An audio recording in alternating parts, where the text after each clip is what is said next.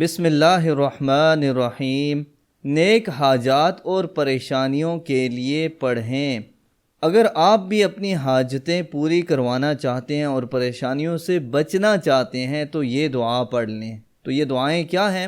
نبی اکرم صلی اللہ علیہ وآلہ وسلم پریشانی اور حاجات کے لیے مختلف کلمات پڑھا کرتے تھے، جن میں سے کچھ یہاں آپ سے شیئر کر رہے ہیں تاکہ آپ بھی پریشانی اور حاجت کے لیے ان کلمات کو پڑھا کریں۔ تو یہ کلمات کیا ہیں؟ سب سے پہلے لا الہ الا اللہ الحلیم الکریم۔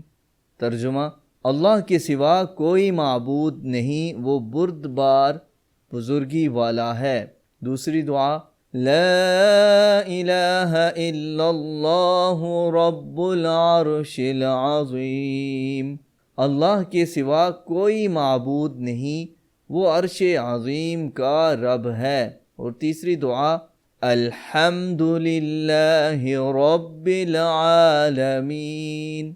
سب تعریف اللہ کے لیے ہے جو سارے جہان کا مالک ہے۔